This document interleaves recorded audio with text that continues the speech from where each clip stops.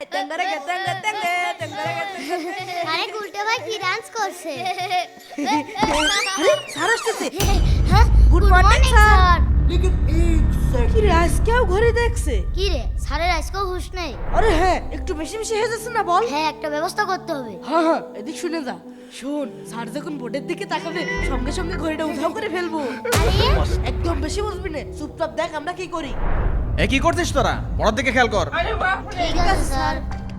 হ্যাঁ হ্যাঁ এই তো সুযোগ, কাজটা সেরে নি। वो देख वो देख वो देख वो देख এই মিথিলা এটা ধর। আরে ভাই এটা কি করছো? আর আমি এই ঘড়িটা কি করব? এই চুপ চুপ, ঘড়িটা তাড়াতাড়ি লুকায় রাখ। আর যদি বেশি এরিতেরি করিস ছুটির পর তো সানডে মানডে ক্লোজ করে দেবো না। হ্যাঁ আচ্ছা ঠিক আছে। बड़ा हरामी हो बेटा। আরে আরে আমার ঘড়ি কোথায়? স্যার আমরা জানি না। এই গুলটে তুই আমার ঘড়ি নিয়েছিস, তাড়াতাড়ি ঘড়ি দে। না স্যার না আমি নিইনি। এই তুই নিয়েছিস, তাড়াতাড়ি ফেরত দে। না স্যার আমিও নিইনি। মিথিলা? স্যার আমি তো কিছুই জানি না। আচ্ছা বুঝতে পেরেছি, এইভাবে কাজ হবে না। দাঁড়াও। আচ্ছা গুলটে, তোদের না গরমের ছুটি লাগবে?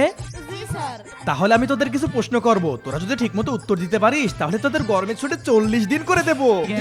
ঠিক আছে স্যার। আচ্ছা বলতো আমাদের জাতীয় পাখির নাম কি? দোয়েল। আমাদের জাতীয় ফলের নাম কি? কাঁঠাল। আমাদের জাতীয় ফুলের নাম কি? শাপলা। আমার ঘড়ি কোথায়? স্যার মিথিলার কাছে।